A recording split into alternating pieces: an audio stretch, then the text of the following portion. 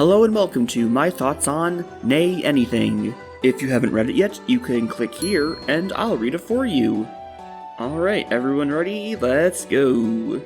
So, Shining Armor and Cadence invite Twilight and friends to hang out in Canterlot. Except Spike, of course. The comics never invite him anywhere. So while they're there drinking tea and eating cake, Fluttershy's all like, "How did you guys meet?" And then Shining Armor starts telling the story. Simple and sweet setup, and now the real story begins. And the story starts off with him getting bullied. But the guy who constantly picks on Shining Armor and his friends hangs out with Cadence. And because of Buck, Shining Armor and Cadence get to have their first meeting, in which he totally plays it cool. And props to Shining Armor for being able to tell that Cadence does in fact like him. And cut to after school where they're hanging out in someone's basement, playing games and drinking Mountain Dew. And then, over the course of 3 pages, Shining Armor is like, "I like Cadence." And Gaffer's like, "We'll help you out." And shitty friend alert, 8-Bit tries to talk them both out of it. I don't know why it took so long to set the scene.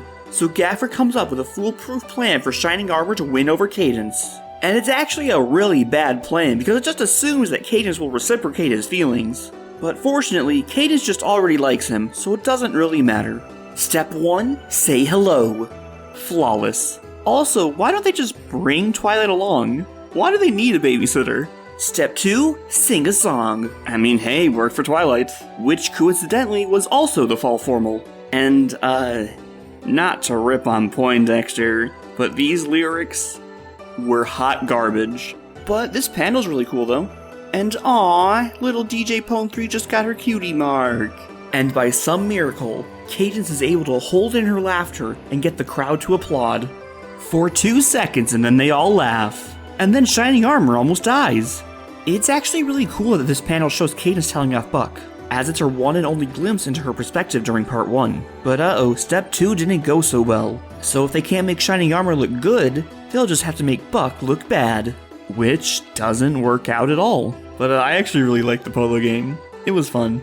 And Poindexter, 7 out of 10 would bang again. But in the end, Shining Armor just wasn't able to get Cadence to go to the dance with him. The end. Wait a minute. This story didn't tell us anything about how they got together. What a scam. I love that this is the story that Shining Armor wanted to tell. I guess it's up to Cadence to tell us what actually happened in part 2. Before Cadence starts telling her story, Shining Armor gets really defensive about the nickname Shiny, and that's basically the exact same nickname he gives Twilight. I mean, what's the problem? Plus, Shining Armor's just a really long name, so you gotta have some kind of nickname for it. And right at the beginning of her story, she just says straight out that she already likes Shining Armor, making his attempts to win her over completely pointless. I really like these Twilight Cadence bits. They're pretty cute. But oh no, their legendary chant of friendship has been bastardized. I mean, really? Baking a cake? Come on. But I guess it is immediately followed by a little shake, so I guess it's not that bad. But really, it's the principle of the matter. And now we cut to the night of the polo game. And apparently Cadence is really digging this song, even though she was clearly trying not to laugh in part 1.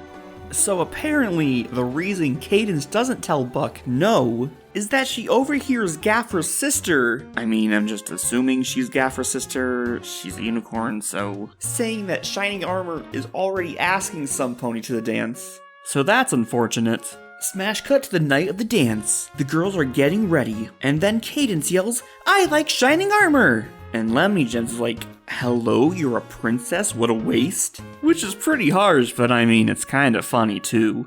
But she is quickly swayed by Cadence's point of view. So while Diamond Rose is telling Cadence to just ditch Buck, the boys have a very complex plan, which again is completely pointless. If only Twilight told him how Cadence feels.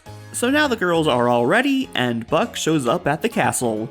And can we just talk about this panel real quick? 2 things, actually. The first thing, obviously, the butt slap. So I've studied this panel, and I've come up with 2 possibilities for what this animation is actually trying to show. One, of course, he's slapping her ass. But 2, based on the way her hoof is like angled, she could be like swatting away his hoof, because like in previous parts, he tries to put his hoof around her and she stops him. It could also be that, but it's probably a butt slap. And 2, his torso and head show that he's like standing normally, but he's also somehow standing on his back legs, and his forelegs aren't where they should be. It's very confusing. But anyway, it's time for the dance, and ooh, he's back at it again. Poindexter is looking great. So now Cadence leaves Buck to go hang with the shining armor, and for some reason 8-Bit and Gaffer still torment him, despite Cadence already being with shining armor. Oh well, he deserves it. And then Buck and Cadence are made fall formal king and queen, and immediately after, everyone realizes that no one likes Buck. So really, how did he get voted for king? And then Buck almost dies. And Shining Armor and Cadence live happily ever after. The end. And shout out to Lemony Gems for fixing all of Buck's flaws. So yeah, that's the end. It's kind of weird that part 1 is all about Shining Armor, but part 2 is pretty evenly split between him and Cadence, even though it's supposed to be Cadence's side of the story. And also, part 2 is framed like, ha ha ha, Shining Armor, you exaggerated so much. Let me tell you guys what actually happened. But her story still includes Shining Armor's crazy plans, so that's kinda weird. But maybe Shining Armor only lied about the exploding mallet. Who knows? Okay, so let's talk about their friends. Diamond Rose and 8-Bit are whatever. They just kind of exist, whatever. Gaffer's pretty cool. He's basically the only thing that keeps the plot rolling as he tells Shining Armor how to get Cadence. Poindexter is great.